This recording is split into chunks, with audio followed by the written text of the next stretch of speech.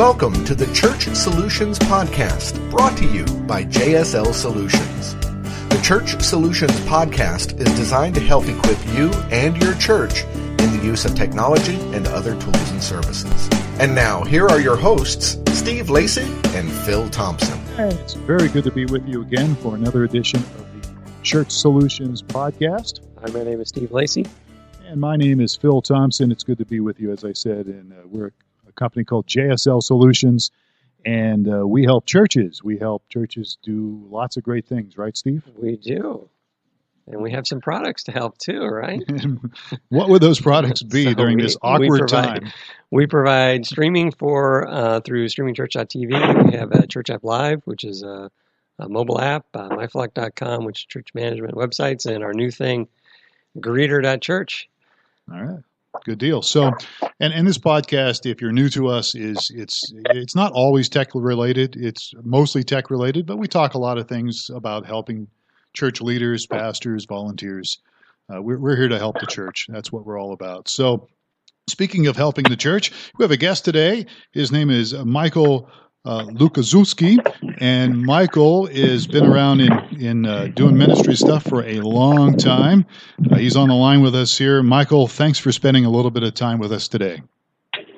Well, guys, thank you so much for having me. I really appreciate the time that we can hang out today. Yeah, it's awesome. So just give our listeners a little bit. What's your background? Just briefly, who the heck are you? Well, I've been trying to figure that out myself. So I was a pastor for about 15 years or so. Started working for churches when I was 18 as a college freshman, and worked as a youth pastor for a while. Moved to Atlanta. Started a church in Atlanta. Did that for about 5 or 6 years, and then for the last few years, have been doing coaching, consulting, and helping pastors and church leaders all around the country. So I get to have a lot of fun doing what I love doing. That's awesome. Where are you based at right now? We're in Atlanta, and so we live north of Atlanta, up in a cool little town. I live. It's kind of funny because Atlanta's huge for people that know Atlanta, but I live next to a horse farm, which is cool because I can look at other people's horses and I don't have to deal with them. That's nice. I have a sister in Atlanta. She's been there for quite a while. Oh, yeah, we love it. We've been here since 2005, and it's a great place to live. It is a nice area. So you've got a website. You've actually got several websites, I think, but one of them is called churchfuel.com. I think I got that right. Churchfuel.com. Yeah, that's right. So what is churchfuel.com? Well, a few years ago, when I started a church and was pastoring this church, there were a lot of things I needed to do and had no idea how to do them. I went to seminary, got a seminary Bible degree, and loved that part. But I didn't know how to do a lot of stuff that was in church, and so here I am trying to lead a church, and it's growing and it's doing well, but I didn't know how to do a lot of stuff. So out of that pain birthed this company. And what we do at Church Fuel is we create a ton of practical how-to resources for pastors. And so we've got digital downloads, job descriptions, documents, spreadsheets, templates, just kind of maybe the business side of church a little bit. Mm-hmm. And then we've got some coaching products all around different topics that are in the church, like how to recruit volunteers, how to start a second service, how to preach. Just the practical how-to of ministry is what we focus on. So that's my company. That's my business, and so we've got about 5 or 6 people that work for us, and we get to equip pastors all around the country with what I think are pretty good resources. Cool. All right. So you said how to preach. That's a pretty broad topic. That is a broad topic, and that's because I preach a lot of bad sermons that I force people to listen to. So I still do. So I figure if people have to listen to us, we could at least try to work on it a little bit. So churchfuel.com, is this targeted for a church that's like a mid-sized church or a larger church or startups or small or maybe all great of the question. above? Yeah. Great question. So I think our sweet spot of who we target, and I mean, you'll understand this, and this is probably true for businesses, nonprofits, and churches. Kind of the person we shoot for is a pastor of a church that has a few staff. So maybe like 2, 3, 4 people on staff. Churches somewhere around 200, 300 people. And so I would say probably 80% of our churches are around the 2 to 500 range. Okay. And we'll have mega churches, and we'll have brand new, like I got an email yesterday from a 24-year-old who is starting a brand new church. And he's got a small group that basically meets in his apartment living room. And so they'll be all over the map, but our sweet spot is that small to medium-sized church. Okay, good. So what makes, I know there's different groups out there, different, I guess you might say, coaching for ministers and those kind of things. But what really makes Church Fuel different from some of those other groups that are out there trying to help churches? Yeah, well, we love, I like to think we're a really good team player. And I think one of the things that makes us different is that we are very practical, and we really try to focus on the how-to of ministry. And, answering the strategic questions. And so we don't do a whole lot of theology. We don't do a lot of Bible training.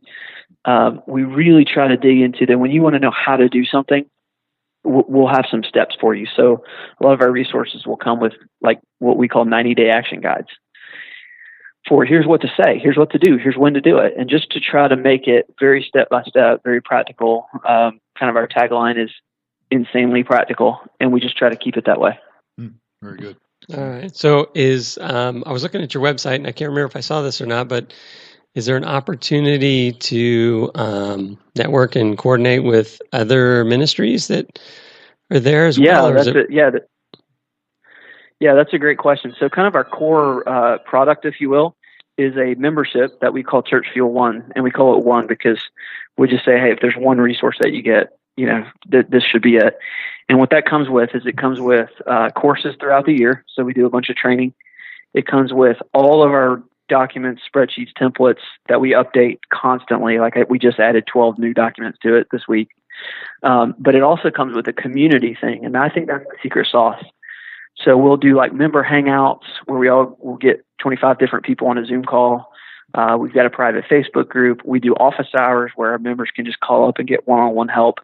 And that's not a premium feature. That's not an upsell. It's just included in the membership because we really want to connect pastors with others. So we just think we learn better that way. Is it typically the senior pastors that are getting on and coordinating, or will you have other ministry leaders be able to coordinate with other ministry leaders? Or we'll have some others too. So a member, like one of our memberships, it actually comes with individual logins for the whole church staff.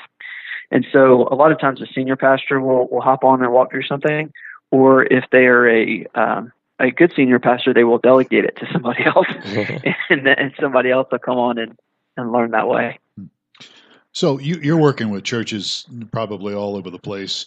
What would you say would be probably the most common struggle that many church leaders or churches in general, what do you think would be the most common struggle that you have found as you are working with these churches?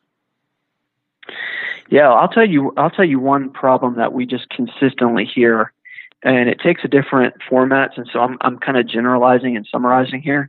But the word I would use is engagement. Is like our people just aren't engaging, and so it takes this flavor. It's like, hey, we really try to tell our members to invite people, but they just don't invite. Or, hey, we really talk about kind of the ministry and the mission and how important it is to give, but they just don't give. Or we really ask them to serve or get in a small group, but no matter how much I preach on it or talk about it, they're just not taking those steps. And what happens is when people don't, when the church people, like the regular attenders, members, kind of however it's structured, when the regular people don't engage, it's very difficult for a church to grow. And so the organization of the church, like the whole ministry, the whole church together, it just kind of is flat. And so we really try to come along and try to help with that engagement piece. And the secret to getting people to engage is really not preaching, or it's really not trying to cast vision. I mean, those things, most pastors can preach and they have a vision, or else they wouldn't be doing that. They'd be doing something else. And so it's not like throwing more on the fire will work. There really are a lot of systems and strategies and behind the scenes things to fix. And when we kind of work on those things, we kind of set the church up for a little more success. So when you use the term engagement, give me a little more specific. When you say engagement, are you talking about inviting people over to homes and having dinner together, or is there something more? Well, not necessarily. It's doing something. It's really doing something. So you could put it in the term of volunteers. So like we have a course for our members called Recruit Volunteers Fast. Like that's what the name of the course is, because I'm not very creative at naming things, so I just name it what it is. I was joking with the guy today that if I started a restaurant, I would be the guy that just put the sign out that just said restaurant. But, I can understand that. But, I can relate to that. It's like I don't know how to name stuff creatively. But so engagement when it comes to volunteers. This is the pastor who's constantly preaching on volunteerism. There's always a need in the bulletin. It's like, hey, we really need somebody to help with the kids. We're really looking for volunteers to do this. We really need volunteers to do this. They're always trying to get volunteers. And it seems like no matter what they say or no matter what they do, there are always plenty of people sitting on the bench that just won't get into the game. Mm-hmm. So we think that's an engagement problem. The people in the church are not engaging with the ministry in the church. There's a disconnect there. And so how can we come alongside a pastor or church leader and say, okay, here are some strategies, here's some things you can do in order to get people to volunteer, or get people to give, or get people in a small group or a Sunday school class. So how do we get people in the church to take steps? Okay, I see. So developing some strategies to really help get these people connected. Do you have some? Yeah. My wife was a Sunday school teacher for a long time, and her chief complaint was she hated to recruit and try to get people. So she really wouldn't do it. She didn't. Yeah. She was not good at it. She felt terrible trying to ask people. And so, and it's always a tough area to get people to, is the children's ministry area. So if she were on the phone here, is there some one thing or something that a tip or something that you'd be able to share with her to draw some people in, or do you have an example of what she could do? Yeah, well, yeah, super question. And again, very common in that children's ministry area. So here's what I would say, without knowing details or special circumstances. I would say that the number one person to recruit, that your wife should recruit, is actually a recruiter. And so instead of one person kind of shouldering the whole weight of the whole ministry, I've got to get the volunteers, I've got to get the curriculum, I've got to set up the room, I've got to take care of the kids, I've got to create policies. It's a pretty difficult job description, particularly in kids ministry. But there are people that are very much wired to recruit. They don't want to follow through on anything. In fact, they can't follow through. They are not detail people. That sounds like my wife. No, it sounds like it's kind of funny how one of our former children's leaders was really good at recruiting. Oh, Randy, yeah. Yes, Randy. Yes. We don't want to use his name, but it's Randy White. That's his name. And we thought if we only had Randy, my wife should have been recruiting Randy, because he was a great recruiter. He was, yeah. But he was not. He wasn't the greatest in the other pieces, though. That's true. That's a good point. That's exactly, you guys nailed it, because there's somebody in a ministry that is actually no good running the ministry, but is perfect at recruiting. This is why the Army has recruiters. And the recruiters aren't the drill sergeants. That's a really good point. I like that. I was just meeting with my leadership team the other day, kind of our board, and one of the things I was pounding the table about was you've got to do more than just put something in a program and even announce it. You've got to do more if you want to get people involved. You've got to, do much more than just expect an announcement to get the job done. And that's good. I like that. I like the recruiting idea. That's a really good idea. I'm going to steal that and make it mine. Hire a recruiter, instead of. Hey, that's good. Yeah, recruiter, and then your job's done. Yeah. Yeah. So, moving along here a little bit, we got some more time here. I've seen some stats out there, and I'm sure you have too, and I don't know how accurate they are. I think they are, but there's been some stats out there that say that U.S. churches in the United States, the attendance has been in decline for years. And I think that's probably true from what I've seen.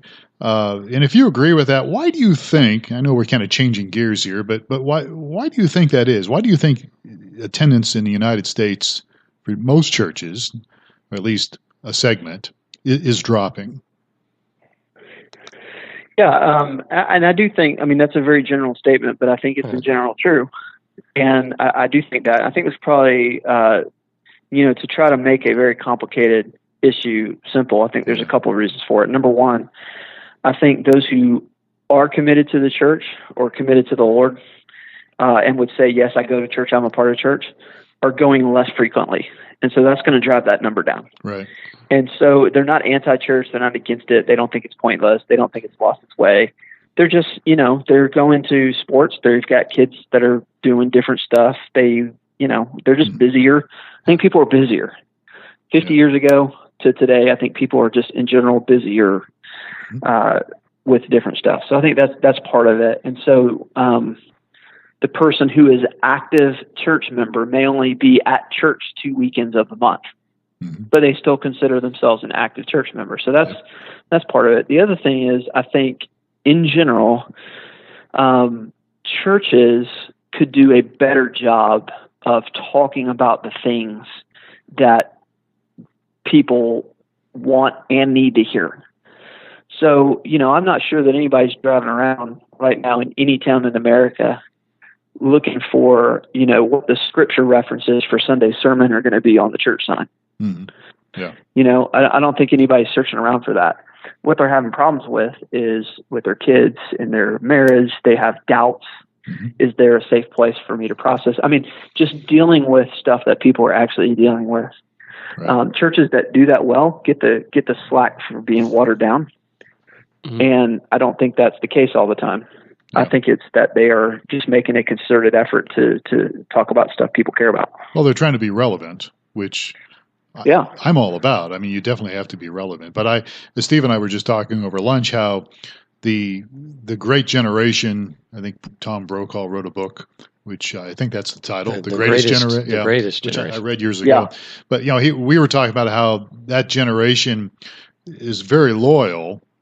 And, we'll see the same hairdresser. It's very institutionally or organizationally loyal. And exactly. Yeah. They will go. But obviously that generation is getting old and passing away. And the newer generation coming up doesn't necessarily have those same qualities or traits, I guess. Right. And so, as you just said, you get people coming to church once or twice a month. And, I go to church all the time, once or twice a month, Yeah. And they move. People move a lot more than I think you talked about the loyalty. People will be loyal to their employer and work in wherever they worked for 50 years. That was not uncommon. Right. To find somebody who's been at the same company for 5 years now would be very uncommon. That's pretty amazing. Yeah, that's very true. I experienced that as well. It was not uncommon to, you got a job out of college and you worked for that company until you retired. And I guess I was towards the tail end of that, but that just doesn't happen anymore. No, it doesn't. No, very rare. So the way to, and you alluded to it already. So the way to maybe, so to speak, fix this is to make sure that as leaders, as people involved in church work, that we are being relevant, that we are actually not afraid to go to certain areas, certain topics that affect younger people's families and can really fill that need, as opposed to just having sermons. Yeah, and I think 80% of your content doesn't have to change at all. I still believe that a pastor needs to take the Bible, open it up, and say, "Here's what the Bible says." But how we preface it, how we apply it, how we talk about it, the way we approach the topics. If we are not paying attention to our culture, we are being bad stewards. Really, it would be like, well, I'm getting up and preaching my sermon in Spanish. And nobody in my congregation speaks Spanish, but I'm truthful. I'm accurate. I'm honoring the word. All those things may be true, but I'm not speaking a language that people understand. If I'm speaking in a Hispanic church, I need to be speaking Spanish, Right. And so the language of the culture, I think, is very important to understand. And to me, it's a cop out for when people just say, well, I'm just speaking the truth and, be as it may, well, God will take care of it. I think that's lazy. And, I don't think it connects with people. Yeah. Do you have, I'm sure you've probably had some customers or people that you've worked with that either yourself or your material says, here's what you need to do, and the church is unwilling to do whatever it may be. Do you see that? Where people become so loyal we do to whatever, but we're having service at 11, it's going to be or whatever it may be. Yeah, change is tough. And I always try to, when I hear those, it's very easy for me to just be cynical and go, well, hey, there's the big problem and, all that kind of stuff. But, I get just as loyal to my ideas. It's just that my ideas were only like a year ago or 2 years ago or 3 years ago. So I totally understand why churches like things the way they are. And I like things the way that I like them. And I'm just as, intolerant, I guess, of change, even maybe being younger than some other people or whatnot. So change is hard, no matter who it is. So I think the way to approach that is, if I got handed a traditional church with an 11 o'clock service, and that would not be the first thing I would change. That is a massive. It is a very unimportant thing, Mm-hmm. So that wouldn't be the hill I would want to die on. I would want to try to find some common ground that maybe didn't have to do with the service times, knowing the fact that service times can be a real thing in some churches. Yeah. So, as somebody that was pastoring and now you're doing what you do here with churchfuel.com, let me throw you a curveball here. We got a few more minutes, so I can throw you a curveball here. Here you go. I'll strike out completely. There you go. So, let's talk about your experiences, like maybe from the last year or so. From the last year, is there something you've learned, as you've worked with various pastors and various churches, just in the last 6 months or the last year where you go, oh, I didn't realize that before, because I've been involved with church work for a long time myself, longer than I want to admit. But normally I'm just working with churches, but even the last 3 years with this church I'm working with now, I'm like, oh man, this really, I didn't think about this before, or it caught me off guard. Is there something like that you have experienced the last 6 months or last year? Well, that's a great question.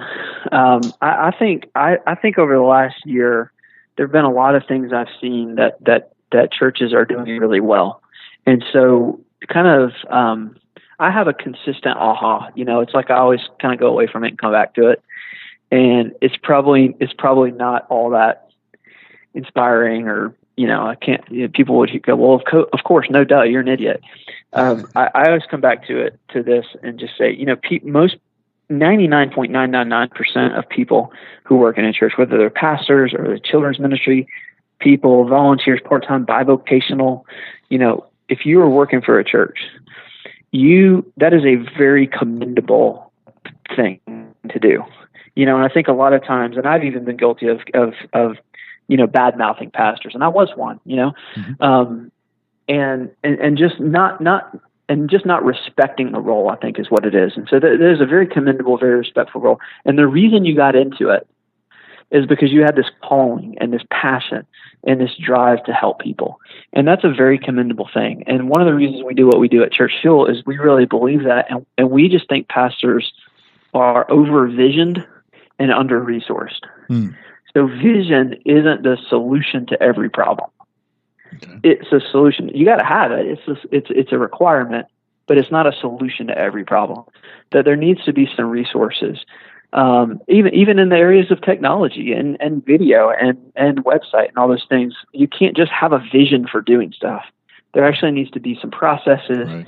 and some best practices and some really solid tools on the ground to be able to execute that. And so, again, this is not an aha thing for me, but I always come back to it time and time again. We'll have a pastor sign up for our program, and I'll ask them a little bit more, tell me about their church. And they are typically in a scenario where there's a lot of really great things, but there's a lot of worry. There's a lot of fear. We got all this opportunity in front of us. And I just always feel very thankful for that pastor or that church leader going, man, they could be doing a lot of different stuff, but they're doing this. And that's to be commended. Absolutely. All right. So we're just about out of time here. We're talking with Michael Lukaszewski. And Michael, your website, you've got a couple, but one of them we're talking about here is churchfuel.com. And you just mentioned, like if a pastor signs up, if somebody's interested in this, I mean, what's the first couple steps they do? Obviously, they go to churchfuel.com. What happens from there? Yeah, well, unless we change our website between now and the time when somebody's listening to this, there's probably a join button in the top right. And that page there has all the information kind of about our core program. It's called Church Fuel One. It's a monthly membership program. We don't do any contracts. We don't do any long-term commitments. We are not, the cable company trying to keep people around forever. But you can join for a month. You can kind of see what you get, experience it, and see if it's something that can help you and help your church. Mm-hmm. And if you want to go to the second month, you go to the second month. Most of our members end up staying for a long time because they find the resources in the community really valuable. And so it's super easy to start. It's super easy to stop if you want to stop. But all the information should be right there on the page. All that you get, how to sign up, how to participate, and all that stuff is right there. Okay, awesome. Sounds good. Well, I commend you wanting to help churches. It certainly is.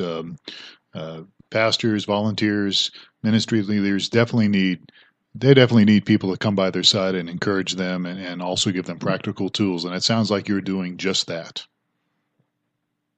Well, I'm grateful to be able to do it, and I'm thankful for you guys also having this platform and putting resources out, free things and podcasts, and we have so many cool tools at our disposal today. It's really great to be living when we're living. Yeah, well, we appreciate that. So, all right, so we are out of time. So if you want to go to the website, check out Michael's website. It's churchfuel.com. Check it out, and as always, if you want to give us a little feedback on this podcast or anything else for that matter, maybe you disagree with some of the things Michael said or I said, we welcome your feedback, even if you don't always agree with us, and you just send us an email. That's probably the best way to do it. Support@StreamingChurch.tv. We'd love to hear from you. And Michael, thanks so much for taking some time out of your busy day to do this podcast. Well, my pleasure, and I appreciate you guys, and wish you and all your listeners a great day today. All right. Well, thank you. So we are out of here. He is Steve Lacey. We've been talking to Michael Lukaszewski, and I'm Phil Thompson, and we will catch you next time on another edition of the Church Solutions Podcast. Take care.